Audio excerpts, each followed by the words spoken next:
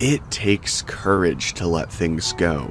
Things that hurt you, things that wounded you, things that made you bleed, promotions that you didn't get, houses you lost, the men who left you, the woman who betrayed you. It takes courage to let it go and move on.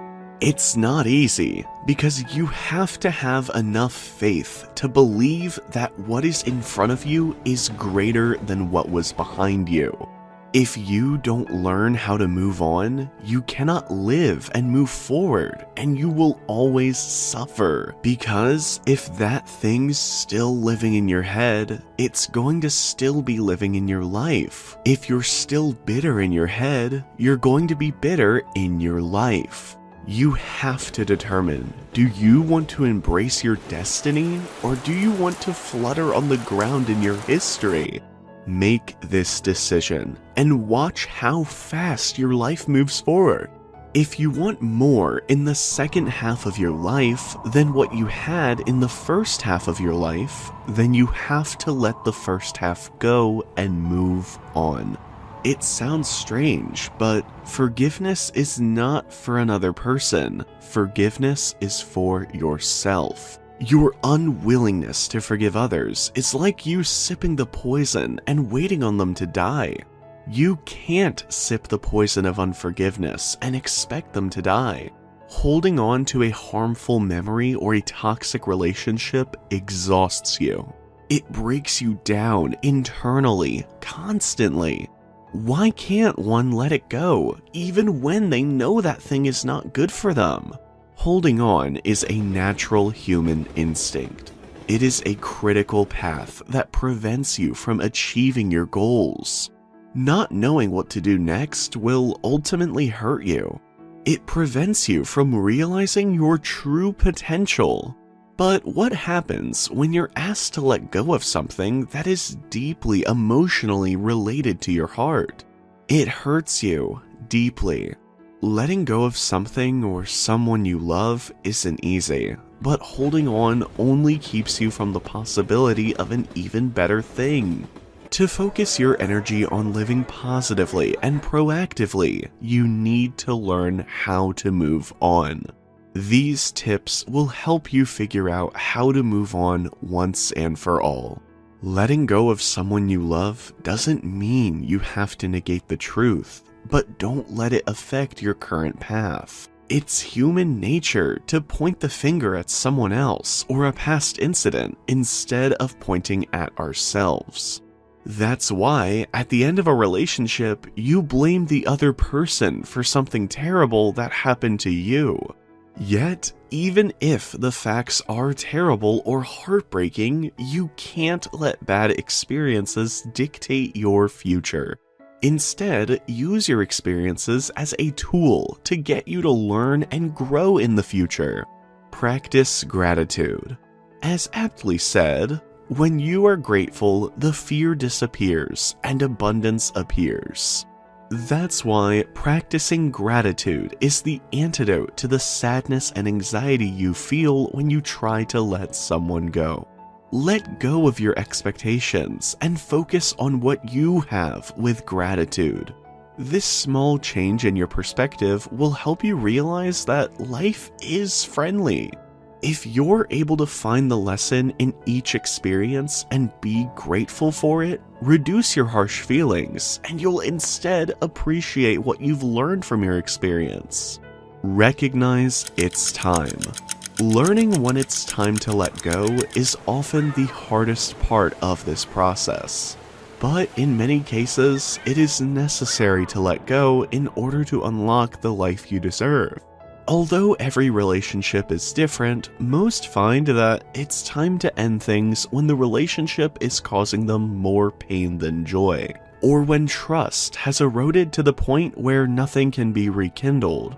The decision to let go becomes easier when you are sure that the time has come and your future happiness depends on a new beginning. Surround yourself with people who love you. Surround yourself with people who love you and want all the good things for you.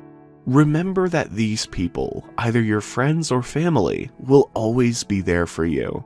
Find support with those you fulfill, talk to them, and share how you feel. Get any painful feelings out of your system and know you're in an environment of trust. Listen to them, as they will give you an outsider's point of view that will help you see the situation from a different perspective. These people will always stand by you, no matter what. So let them help you out of your bad days. Take care of yourself. The process of letting go and leaving a relationship can be stressful and lonely. This is not the time to beat yourself up or ignore your needs. If you take care of yourself and take that time to fall in love with yourself, you will heal more completely and perhaps be healthier than you were. Indulge in relaxing activities, engage in hobbies that will make you happy, and focus on finding fulfillment on your own. Refusing to let go will not fix things for you, ever. Holding on only harms your physical and mental well-being and keeps you from enjoying life to the fullest. Embrace living in the moment and understand that life goes on. The key to letting go is facing what has happened and accepting it. Once you're able to move on and appreciate the experience you gained, better opportunities will surround you.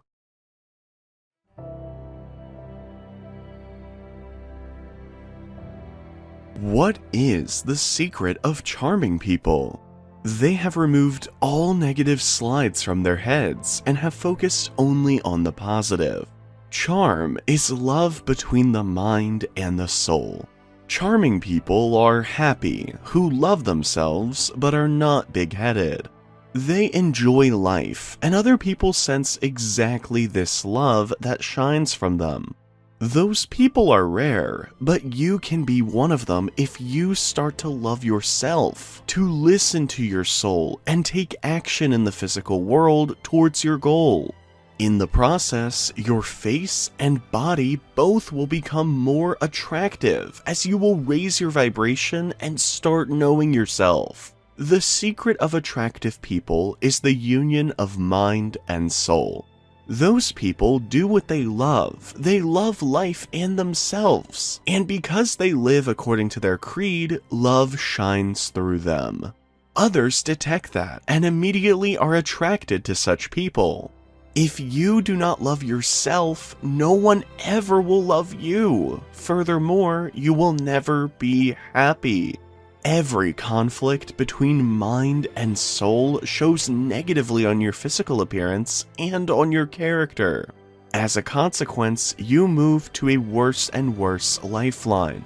Before searching qualities in others, improve your own self. Feel how the pendulums force you to reject your uniqueness and compare yourself to others. You will inevitably fail.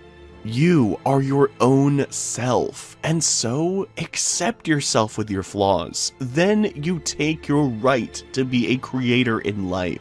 The more you get trapped by pendulums, the more you will hate yourself and worship others, and lowering your own importance to raise the importance of someone else.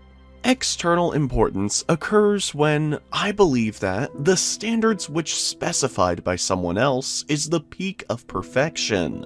But internal importance occurs just when I stop following others' standards, just loving and accepting myself, and stop worshiping others. If you were rejected or suffer from unrequited love, or you are looking for more love, you need to start loving yourself first.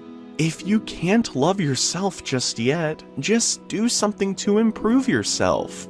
Join a fitness club, or take a course in something you like the most. It doesn't matter what. Try to change your look. Buy some new clothes. When you take care of yourself, you actually change your focus from looking for love from an outside source. Instead, you start looking love from within. You should know that loving yourself is the most dignified goal, and it will attract more love and more abundance to you. Usually, people love themselves only after others start loving them. But the universe is a mirror. How can the reflection emit love if the image doesn't contain it? When you take care of yourself, actually, you raise your vibrations, which sends you to a better lifeline. Love is like a boomerang. When you send it to the world, it will come back to you in various ways. So, start vibrating love. It's not as hard as you think. Just do things you love, think thoughts of love, and loving yourself. The first relationship to improve is the one you have with yourself. When you are happy with yourself, then all your other relationships improve too. If you are looking for more love, then you need to love yourself more. This means no criticism, no complaining, no blaming, and no choosing to feel lonely. It means being very content with yourself in the present moment and choosing to think thoughts that make you feel now. Life always mirrors back to us the feeling we have inside.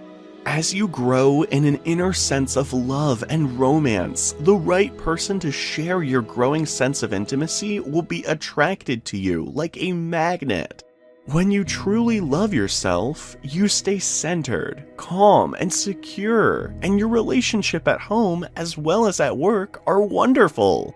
You will find yourself reacting to various situations and people differently. Matters that once may have been desperately important won't be quite as important anymore. New people will enter your life, and perhaps some old ones will disappear, which can be scary at first, and also wonderful and exciting. You need to love yourself as much as you love others. You are someone who brings you to this stage of life, someone you should treat with kindness and compassion. You need to stop blaming yourself because something didn't happen as planned. Stop looking at the mirror and blaming yourself because you feel not good enough. And please stop comparing yourself to someone you see through social media. The only person who has the right to be compared to who you are today is what you were in the past. You need to move on. If you want to continue with your life and just focus on building a future to be proud of, you can't have these issues holding you back. You want to move on, don't you? You don't want to carry on feeling this guilt or shame. You need to do everything in your power to put this behind you and to reach your true you with nothing holding you back. Think of a person that is totally at peace with themselves. They have finally got to the top of their game. They're living a fulfilled life and are confident and so comfortable in their skin. Do you think they ever made mistakes before? Of course they did. But do you think they gripped that mistake and took it forward with them? No. They let it go and used it to better themselves and move on. Lastly, it's love that reveals your true strengths before you and the world. So love yourself first. Loving yourself tells you how magnificent you are. It makes you realize that you're the only one who can support you the most in your time of need. You're the one who is the best well-wisher of yourself than anyone. You're the only one who is the best healer of yourself than any other healers. So let yourself wallow for a little. Feel your emotions for a while. But at the end of the day, shake it off and keep moving. Use the strength you know you have deep down to push yourself into an amazing future. It's going to say that it's your fault. And no matter how many times people on the outside tell you that that is not true, that this thing happened to you, that it isn't you, it doesn't define you, there will be a voice that's going to tell you that it does. His mother said, well, you just must not realize how bad it is. Well, the reality is, he just made a decision. He decided that he was going to manage his state. Why? To sorry. You cannot keep depending on sorry. Better. Better. Much better. And that's where you have to fall back on process. That's where you have to realize that you literally have to practice loving yourself and that it's okay. that no matter what happens, there is absolutely nothing that invalidates that you're worthy of your own love. But you've got to practice it. You've got to be willing to do it. You've got to be willing to put in the reps. You've got to know that it's not going to feel right, but you've got to know on the other side of that is a vision of your life where you actually do love yourself. Because you took the time to say it. You took the time to practice it. You took the time to sit there and feel stupid and say that you love yourself. And sometimes just putting in the work. Because he saw the alternative as much more painful. He said, look, I got one of two choices.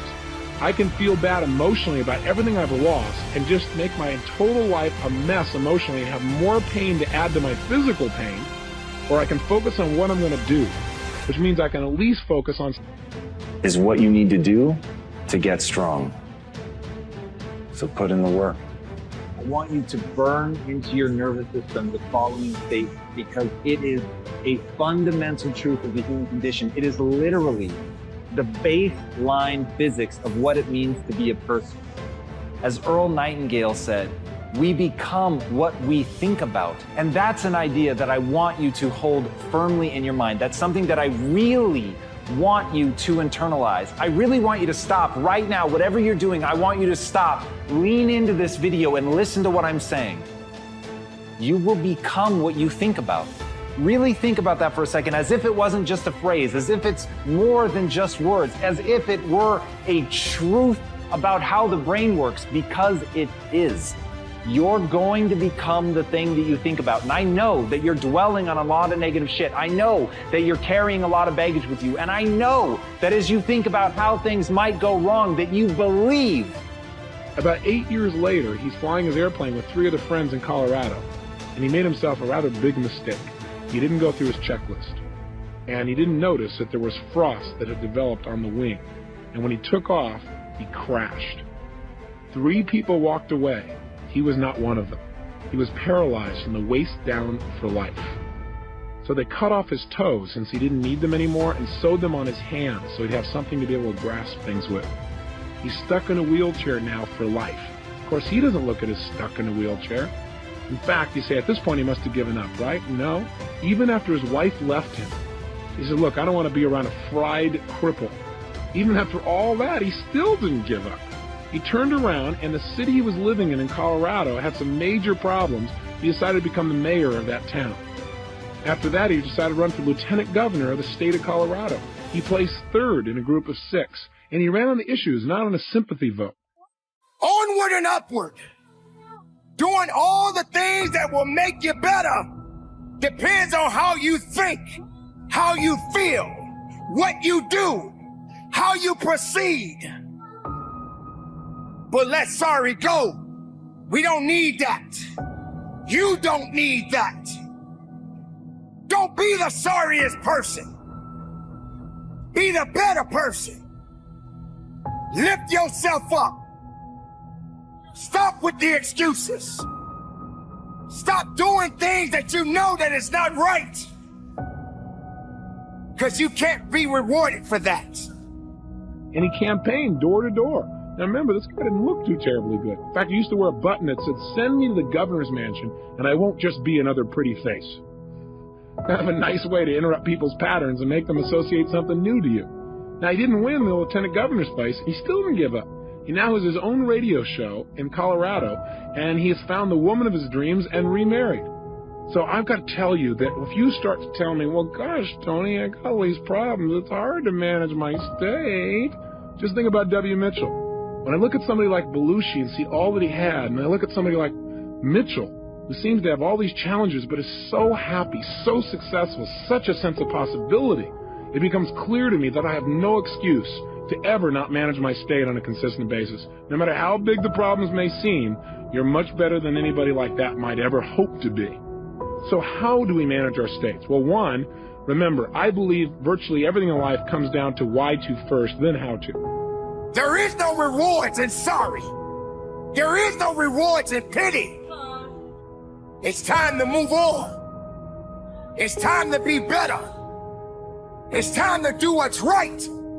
Make it right within you. Be strong every day of your life. Be productive every moment of your life. And from the bottom of my heart, do better, be better, and conduct your business. It's cruel and unusual punishment. And I was a little boy knocking on a door. Hello, would you like to buy a nice working television set? No money down? No! Bam! They slammed the door in your face. And a friend of mine that was working with me, they slammed the door in his face, and I looked back and he was going to the car. He said, I can't do this. And he sat down in the car and he said, you go ahead, I'll be here when you get back. Now he had a mother and father to take care of him. My mother was ill. I am adopted. I was hungry. I had to go on. I learned something about myself. That when you step into your fears, somebody said, it was Winston Churchill, he said that courage is going from failure to failure without losing enthusiasm. When you step into your fears and continue to push yourself to go on, something happens for you. It will enable you to transcend yourself. I went to the next door.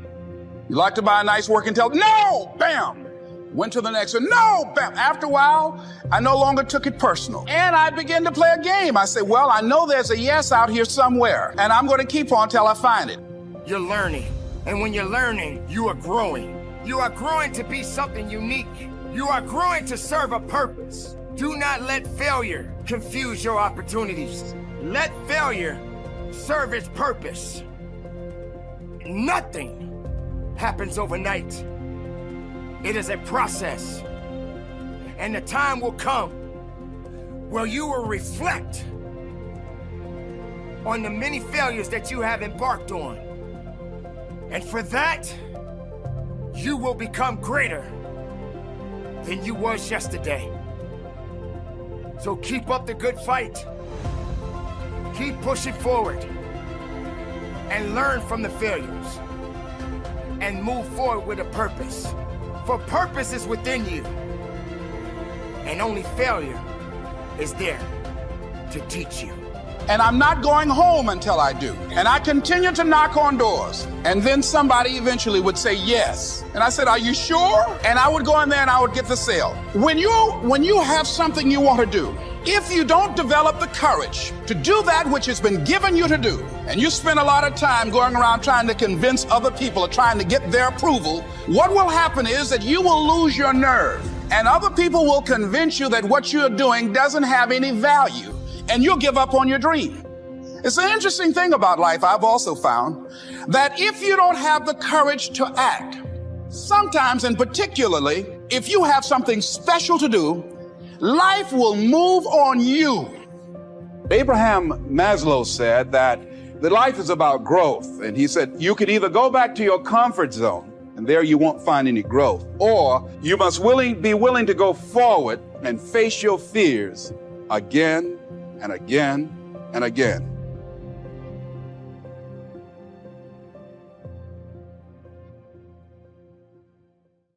And I told people all the time, I said, because to me, I'm shooting for a goal. In front of me is the Mr. Universe title. So every rep that I do gets me closer to accomplishing that goal, to make this goal, this vision turn into reality. Every single set that I do, every repetition, every weight that I lift will get me a step closer to turn this goal into reality. So I couldn't wait to do another 500-pound squat. I couldn't wait to do another 500-pound bench press. I couldn't wait to do another 2,000 reps of sit-ups. I couldn't wait for the next exercise. So let me tell you something, visualizing your goal and going after it makes it fun. You got to have a purpose no matter what you do in life. You got to have a purpose. Thank you so much for watching our video. Please also share your thoughts in the comments. We will see you soon. If normal is getting on your nerves, then you got to change something. Being mediocre was driving me crazy. Poverty, I was sick of it. So learn from your personal experience. Second, other people's experiences. That's me, other people. That's your teacher. And what that junk DNA really is epigenetics. Now, it's just a fancy word for we respond to our environment, and more aptly, we respond to stress in our environment. You can protect yourself from negativity. And that's what stops most people, negative thoughts. You can coat your mind from negativity. It's a real simple exercise to do. I do it every morning before I walk out the door. So I walk out as a positive person. You know, I get tired sometimes. That's different from being negative because I get mentally drained from my job at times. But to coat your mind from negativity, the way you can put a coating around your mind is with one simple thing: gratitude. Gratitude erases negativity. I'm gonna show you how this works. If you wake up in the morning and you start having negative thoughts, man, this ain't my day. I woke up on the wrong side of the bed. I'm tripping, I just don't feel myself. Every time you feel in the middle of the day, if you feel yourself doing that, stop, just stop for a second. That's your friends, colleagues, the people you meet that can pass along to you their experiences, what's happened to them, the mistakes they made, how they corrected them, how they changed their health, changed their bank account, changed their income, and changed their future. Other people. Now, there are two kinds of people to learn from. One is failures. It's too bad failures don't give seminars, right? That would be valuable. Have them tell you how they lost it all and threw it all away, threw their health away, and threw their friendships away, and things didn't work out well. That would be valuable. But now then, we must also learn from positive people that have done well. They've got the health, and so we ask them, how did you become so healthy? They've got the skills, so we ask them, how did you become this skillful? They've got the income, so we ask them, how did you get here in such a short period of time? And start going over in your mind everything you have to be grateful for. Not everything you want, everything you already have, because what you have is substantial. You just haven't gone over the list and taken inventory in a long time. But the fact that you can walk, that's a blessing. The fact that you woke up, that's another blessing. The fact that you can see, think, reason, that's another blessing. The fact that you can go somewhere and get yourself something to eat, that's another blessing. The fact that you can go and turn the key and call someplace home, that's another blessing. The ability to dream is a blessing. The fact that you have an opportunity to get it right is another blessing. The fact that you're beautiful, that's another blessing. The fact that you have any measure of health, that's another blessing. And I'm just talking to you, I don't even know you. I could give you 50 things you ought to be grateful for right now. I don't even know you. So now here's what's important in personal development. In learning from other people, we learn, number one, by observation. We learn what we see. We watch people that are successful in what they do. In sports, we watch their disciplines. In business, we watch their disciplines. Second, we learn by what we hear. Learn by listening. And then listen to the sermon on Sunday morning. Listen to the lecture. Listen to the teacher. Listen to someone who's got something good to say. And then number three is vitally important on personal development, and that is read all the books. All the books you can possibly read in your lifetime. Mr. Schoaf got me started on my library. I've got one of the better libraries. And then I started keeping a journal. One of the major things my teacher taught me was to keep a journal. He said, don't trust your memory. If you hear something good, just make a little note and write it down. So I would suggest you do the same. Anybody ever seen a professional bodybuilder? No? Okay. A professional bodybuilder hardly looks human to me. It's unbelievable what they're able to do, but they show in a very real and tangible way what you can do to the human body when you understand how to put it under stress. Now, if you've ever been to the gym, you know that the real money is in tearing the muscle down, not building it up. You actually build up the muscle while you're sleeping based on what you've eaten. So the act of bodybuilding, of actually going into the gym, is an act of tearing down so that you can create the stress so that your body can respond. Now, if you remember nothing else from my talk, remember this: humans are the ultimate adaptation machine. When you get a thought that's not your thought, stop letting that thought just take control. It doesn't belong there. Anything that's not in alignment with your dreams and your goals, let it go. And so you're going to stop in the middle of the day with your phone, and you're going to put your earphones on, and you're going to listen to whatever you listen to, and you're going to take 5 minutes, 10 minutes, however long it takes, and you're going to get out of that funk. Okay, how many of y'all, you get into a funk sometime? Let me see your hand, be honest. How many of you get into a funk for more than like you let it just take the whole day? Just be honest. Stop. We're going to do a 5-minute funk. I'm just being real. That's it. That's our rule for the new year. 5-minute funk. That's it. And after that 5 minutes, it's over. And during the 5 minutes, we're going to stop it. So we might stop it at 2, we might stop it at 3, but by 5, it's stopped.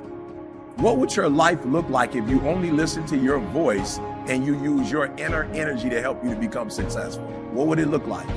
Just by being human, each and every one of you is capable of great change. Who you are today does not predict who you can become. Who you can become is the answer to a very simple question. What do you want? And what price are you willing to pay to get there? What do you want? And what price are you willing to pay to get there? Kobe Bryant, one of the greatest athletes of our time, would show up on game day, and if he saw anybody else at the gym as early as him, even though he was always the first on the court, he would end up practicing longer than that person. And I had the honor of interviewing one of those people one time, and he said, I went up and asked Kobe, we have a game in an hour. Like, what are you doing out here practicing so long? And Kobe said, I needed you to know that I was willing to outwork you. Now let me ask you this. How many of you have listened to other people's voice? You listen to it, let me see your hand. You literally listen to other people's voice. Hands down. How's that worked out? I'm just being real, here's what's crazy. It don't even work and you still doing it. Like, it doesn't even work, like it don't even help you, but you still doing it. You know why? Because you're more concerned about how they feel about you than how you love yourself. And you got a love problem, you need to fix it. You don't love yourself, and you need to fix that. Why? Because you're concerned about what they think. They're not even you.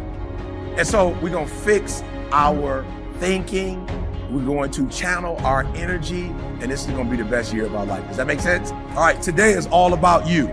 This is all about you. All right, I'm gonna watch some tape later, and I'm gonna get some of this stuff for myself. So I love when CJ come up and Josh come up, because I get to learn. And we got a powerful second day for you. I love y'all so much that I think it was 2018. I heard, okay, so do me a favor. Stop being deep and take everything you learn and use it. And in that game, they ended up winning. And that lesson stuck with that guy forever. When you're willing to put in the work, when you're willing to take control of your environment and put yourself through the stressors required for adaptation, you literally can become anything. And my life is proof of that. So I stand here as one of the founders of a company called Quest Nutrition that we took from not existing to being valued over $1 billion 5 years later. Thank you. That was the guy whose mother, not too long before that, just quietly assumed he was going to fail at college. But what I began to understand is that I could harness that ability to adapt.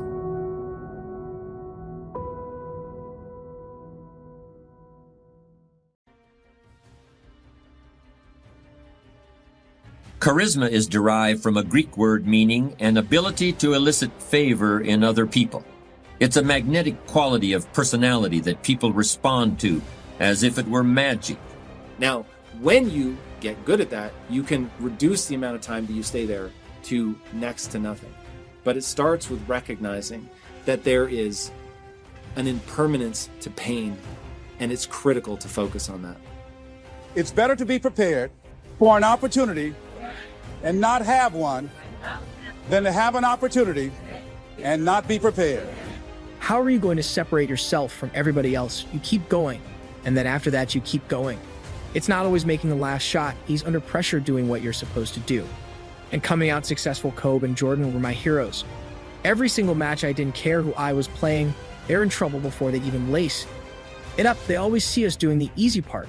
Hold the trophy and kiss it, and that's what everybody sees. They don't see the day where you do not feel like going to the gym at all. Charisma is almost like a magic wand that confers power over others. But character has a very different origin. Character comes from a Greek word meaning chisel, or the mark left by a chisel. And of course, a chisel is a sharp steel tool used for making a sculpture out of a hard or difficult material like granite or marble. And a chisel is also used for stripping away waste material from an object, stripping away stuff that might get in the way in order to get down to the essential thing, the thing that really matters. You've got to chisel your character out of the raw material of yourself, just like a sculptor. And then the last thing I remind myself is, I can always get better. I will learn from this and move on. Sometimes I worry if I self-soothe, I might overstep and become too complacent with my mistakes and don't actually learn from them, for numbing that pain or discomfort that could lead me to grow. How do you self-soothe without comforting yourself to the point of losing your drive? What a brilliant question. This is so smart. All right, this is what I call the advanced class. We are now in the advanced class. This is some nuanced shit. You've got to be able to hold two competing ideas in your head. All right, so critical life lesson number 1 was realizing this too shall pass, and that there is joy in that impermanence. Has to create a statue. The raw material is always there. Everything that happens to you, good or bad, is an opportunity for building your character. Let me point out another important distinction between character and charisma. You may have noticed it already. In both its definition and its derivation, character doesn't refer to other people. It doesn't refer to having power over other people or getting other people to follow you or gaining favor with other people. Character is something that you have and that you are. You could be marooned on a desert island and your character would still be important. In fact, it would likely be very important in that situation. But charisma wouldn't do you any good at all. Charisma requires the presence of others, while character is all about you. Then critical lesson number 2 is that I'm holding two competing ideas in my head, and that is critically important. Important idea number 1. It's good to feel the pain. I need that because that's going to give me the motivation that I need, as you so aptly point out, to actually do something about it. Okay? Part of the reason that mistakes, failure, is the most information-rich data stream you will ever encounter is because when you fail, you feel pain, and pain triggers areas of the brain around memory and focus. So now I'm really looking at this thing, and I'm committing it to memory. Now, as long as I'm not pointing all my fingers at other people, all these people, the world, society, whatever, culture, is victimizing me. Okay, if I don't do that, and instead, 2 thumbs pointed right back at this guy, then I'm reminded, oh yeah, I'm in control. You see, when you're not pursuing your goal, you are literally committing spiritual suicide. When you have some goal out here that you're stretching for and reaching for that takes you out of your comfort zone, you'll find out some talents and abilities you have that you didn't know you had. I started speaking just to elementary school kids because I knew they didn't know what I was talking about. And they gave me all kind of standing ovation. We like you, yeah. Then I graduated up to junior high school and then to senior high school and then to various community groups and church groups and civic associations and then to colleges and to businesses. Now I'm traveling across the country and then traveling nationally and internationally. I do not nobody can talk me into it even. Yourself, you're telling yourself, no, I'm too tired. I'm achy, there's no way I can make it. You gotta go, you know you have to stick to what you said you were gonna do. You're gonna get knocked down over and over and over and even when you feel like. No, I can't be hit this hard, or if you're down to thinking it's, no way I can get up from this. That's when you're just starting, keep going, and then after that you keep going. Be addicted to bettering yourself.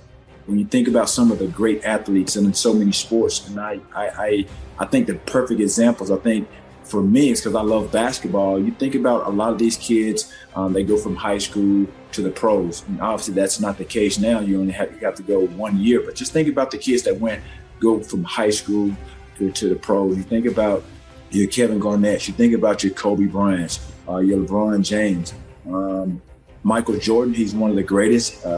He didn't go from high school to the pros, but he's considered, obviously the greatest of all time.